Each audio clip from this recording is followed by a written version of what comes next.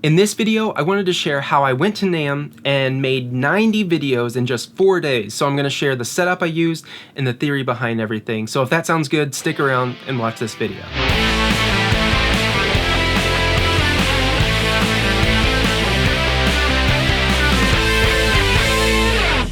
Hey everyone, Eric here. Welcome to my channel where I make gear demos and instructional videos aimed to help musicians like you. If you want to follow me on a daily basis, you can always head on over to Instagram and follow me at Eric Merrow. Like I said in the intro, I wanted to share with you the setup, the equipment, and all the thinking behind how I made 90 videos in 4 days when I went to NAMM a couple years ago. So going to the show, I was really nervous because this is a pretty big task. Even one video can take a long time, but let alone 90 videos.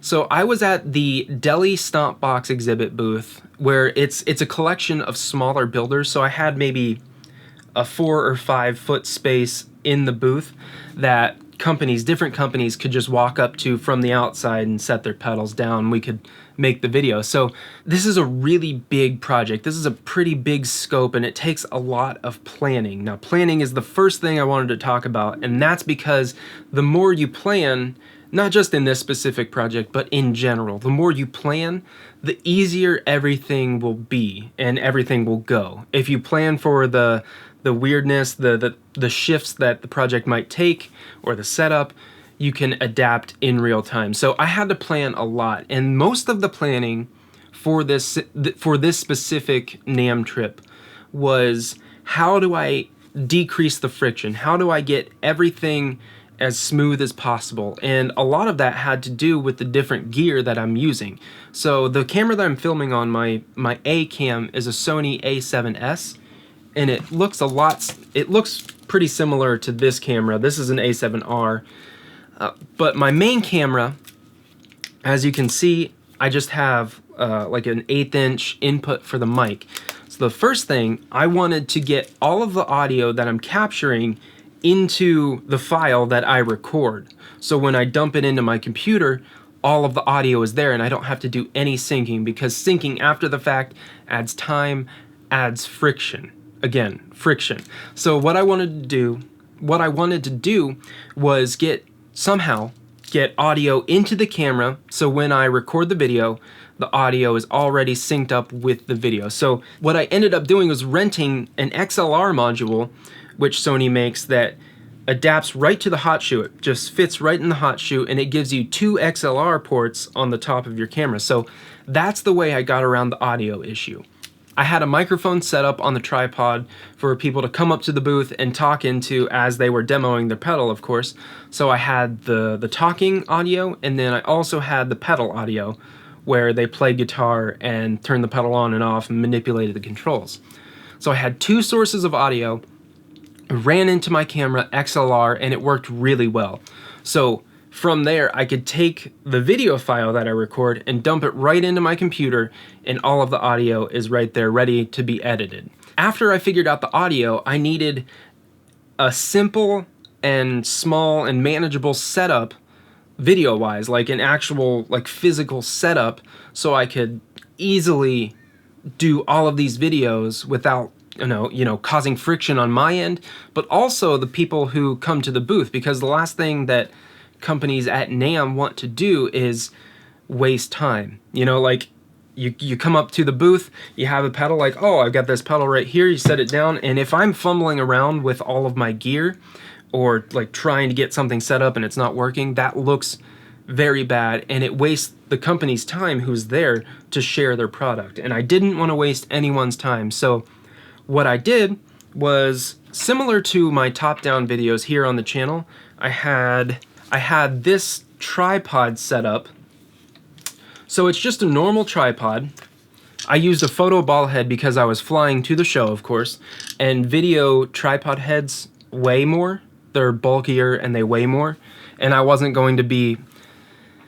They're also made to, pan and tilt smoothly, but I wasn't going to be panning or tilting. The camera was going to be locked off or static, not moving.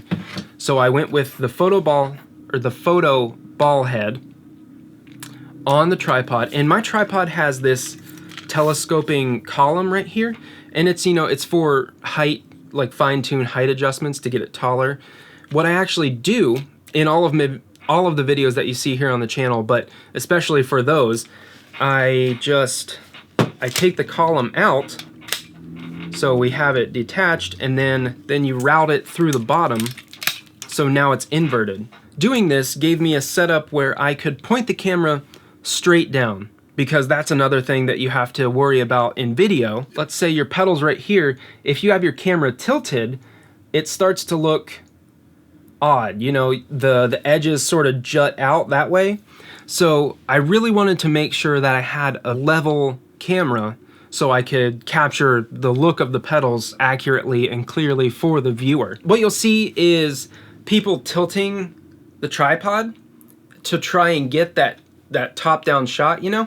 And what this allows me to do is it allowed me to mount the camera easily and securely, because if you tilt it like that, you're taking all of the weight off one of the legs. So this way, I'm pulling down from the center, the camera's weight is pulling down, and I have 3 points of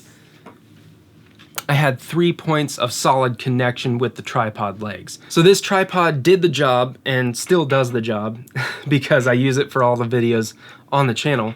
So that's the video setup. I had a magic arm that I, again, mounted a mic to, so it faced the outside of the booth, so they could just walk up, put the pedal down under the camera. I could focus, say, hey, what guitar do you want? Do you want a guitar? Do you want a bass? I hand them the guitar, hit record on my camera.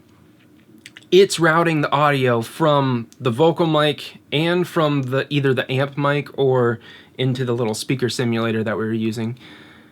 It's routing that audio into the file, and then, you know, I ask them, hey, play something, let us know what this pedal is, how much is it gonna be, when is it coming out, let us know the details, play something else, and then we're done. That's it. So we did that. I did that 90 times. During the first 3 days of the show, we had a schedule of like every 15 minutes a new company would come and show their pedals. So every 15 minutes I would, you know, do the same thing.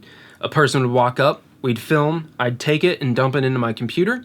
And then that's how we got through the whole show. And I didn't really get to see anything at the NAMM show when I went, because even on the 4th day, which is a half day for me, it was pretty evident that I had a whole bunch of editing to do. So I walked around maybe for like 20 minutes or so, and then after we filmed, or after our schedule wrapped up, I walked around for like 20 minutes or so, and then, you know, I headed to the airport a little bit early, and I edited all of the videos.